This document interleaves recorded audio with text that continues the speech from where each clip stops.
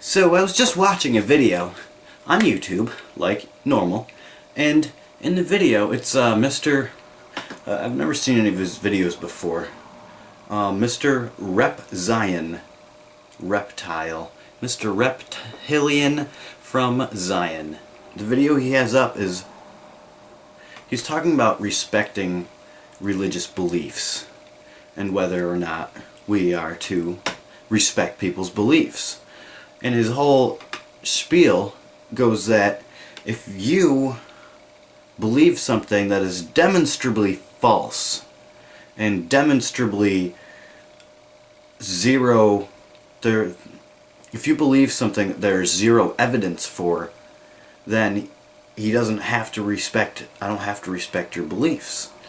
And I understand that. I think that we should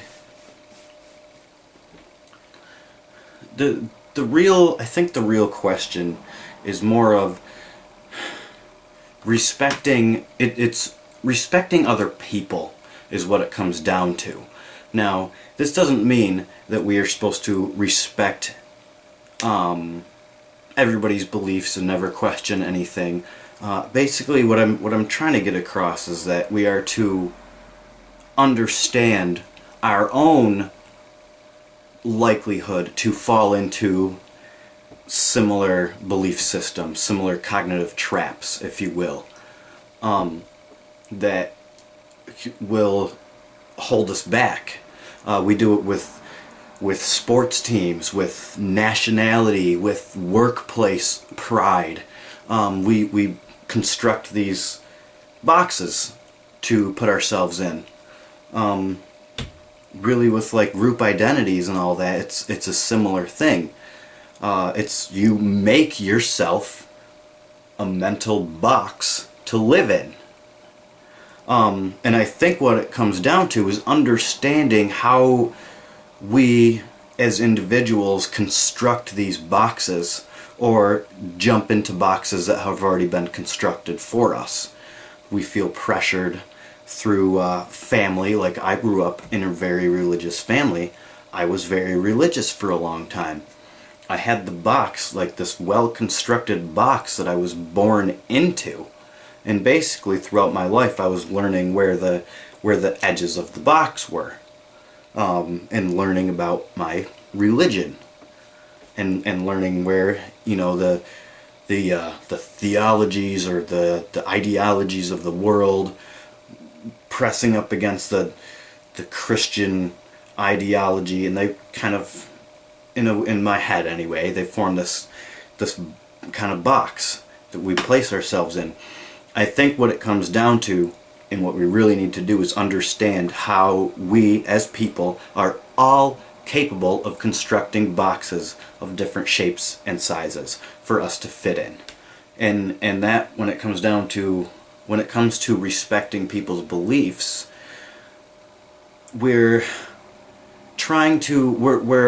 okay, you have two people, belief system right here, and then one person has a belief system right here, another one has a belief system right here.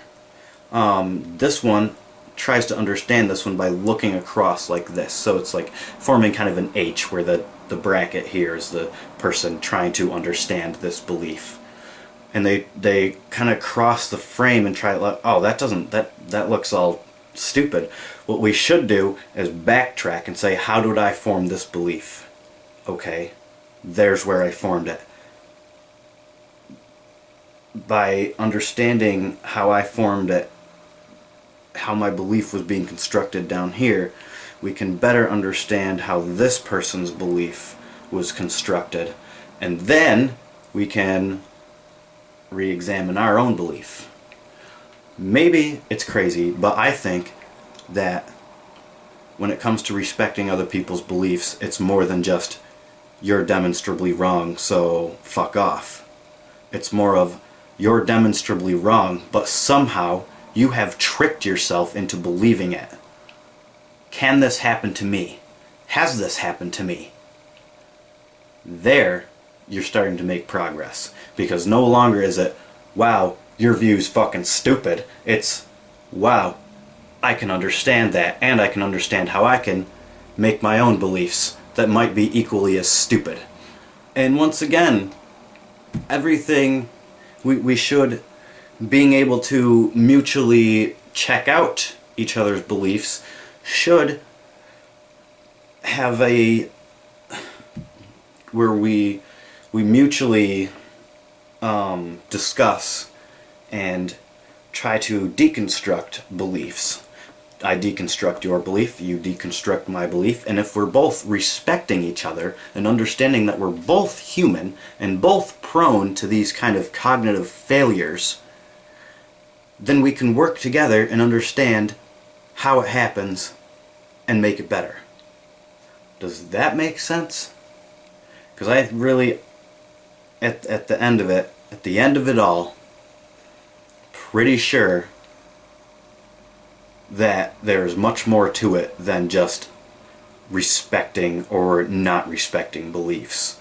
Where Mr.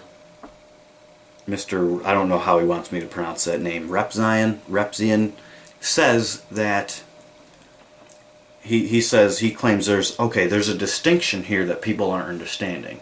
It's the distinction of, I can understand your beliefs without having to respect them, because if I respect them, that means I'm giving credence to them, and I don't want to do that. Basically what he says people don't understand is that it is possible to disrespect somebody's beliefs and not agree with their beliefs and still respect them as a person. Very true. Very true. Another level of that is to have somewhat of a respect for the beliefs. See, he's separating person's beliefs. I separate it as person's beliefs, person's beliefs, and then different aspects of person's beliefs, which I have similar aspects too. They're all related somehow. Basically, he says, you don't understand. There is a difference between respecting a person for being a person and respecting a person's stupid belief system. I take it a step farther. I say I can respect a person for being your person and understand your belief system and understand that I am just as capable of believing the same things. And I think once we all start to understand, once we stop trying to reach across the chasm of belief divides this way to understand people's beliefs, we need to backtrack and understand that our beliefs could have been the same